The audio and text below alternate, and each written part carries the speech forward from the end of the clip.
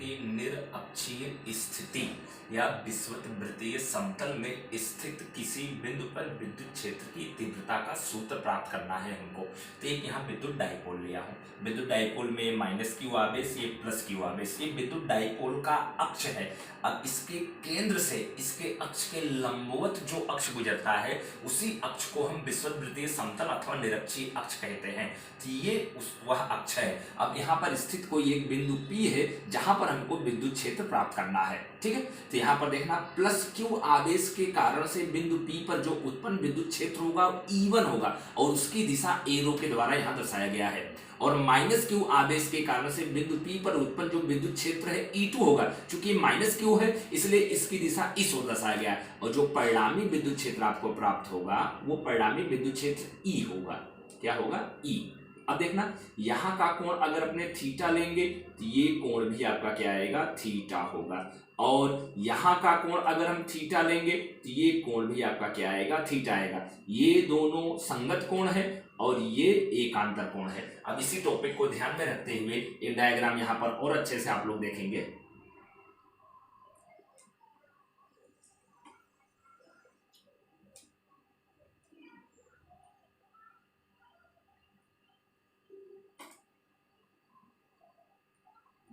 ठीक है, तो यहाँ पर देखना ये E1 है। अब इसके लिए यहाँ पर कोण आपका क्या दिया गया था? थीटा दिया गया था। तब इसके दो घटक आएंगे। एक घटक आएगा E1, यहाँ कोण के साथ लगा घटक आपका क्या आएगा?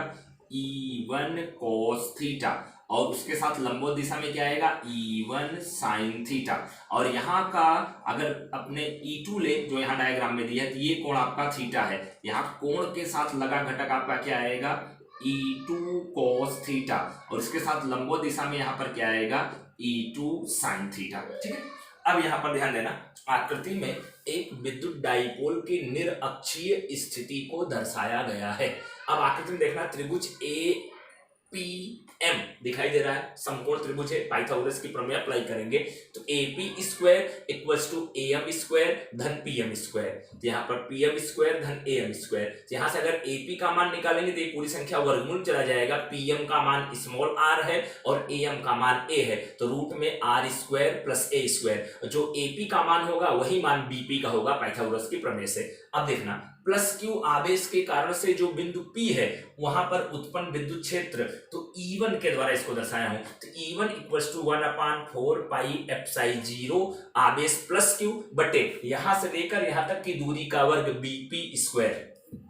तो देखना BP का मान है रूट में r square plus a square, ये मान उठा के रखेंगे तो यहाँ रूट कैंसिल हो जाएगा। तो E1 equals to 1/4 pi epsilon 0 q बटे r square plus a square, समीकरण नंबर 1।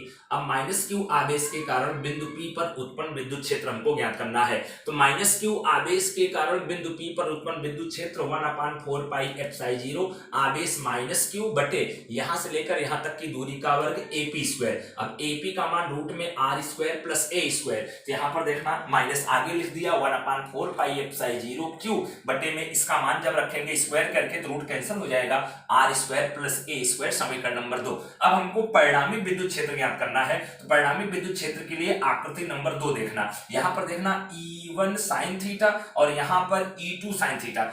E1 और E2 का खाली मान देखो, प्लस और माइनस का चिन्ह नहीं, खाली मान देखो। E1 और E2 का मान समान है, यहाँ पर प्लस का चिन्ह है, यहाँ पर माइनस का चिन्ह है। अगर खाली कीमत हमने देखे तो कीमत समान है, इसलिए दोनों एक दूसरे के प्रभाव को नष्ट कर देंगे। यहाँ पर परिणामी विद्युत क्षेत्र E1 cos थीटा और E2 cos थीटा से प्राप्त होगा। ये परिणामी विद्युत क्षेत्र E है। ये परिणामी विद्युत क्षेत्र क्या है? आपका E है।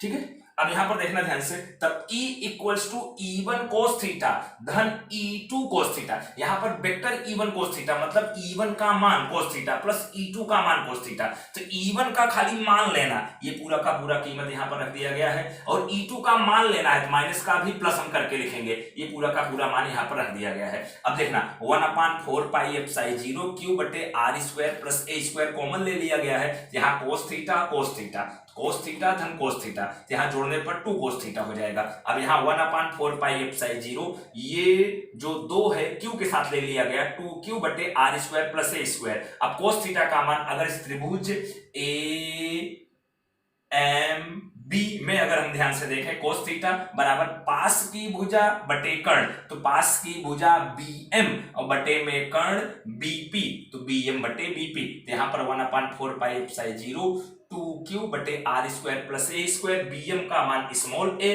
और bp का मान रूट में R square plus A square. यहाँ पर देखना 1/4 पाई एप्सिलॉन 0 फिर लिख दिया गया। अब यहाँ पर q पहले लिखा, 2a साथ में लिख दिया और यहाँ R square plus A square की घात 1 गिनेंगे और यहाँ R square plus A square की घात 1/2 गुणा करते समय घातें जुड़ती हैं, यहाँ घात 1 यहाँ घात 1/2 जोड़ने पर घात 3/2 आएगा। अब आप लोग जानते हैं q इंटू 2a का मतलब विद्युत dipole moment, electric dipole moment p होता है, जिसके स्थान पे p लिख दिया गया। अब आप जानते हैं r का मान अगर a से बहुत बड़ा है तो आर स्क्वायर की तुलना में a स्क्वायर की अवगणना करने पर, अब यहाँ से अगर हम a स्क्वायर छोड़ देंगे यहाँ पर E equals to 1/4 pi epsilon 0 p, R square लिख दिया, ए स्क्वायर छोड़ दिया, आर स्क्वायर की घात 3/2, जब इसको सॉल्व करेंगे तो यहाँ 2 से 2 कैंसिल हो जाएगा, आर क्यूब बचेगा। अगर सदिश रूप में लिखें तो vector E equals to 1/4 pi epsilon 0 vector p बटे आर क्यूब। ओके।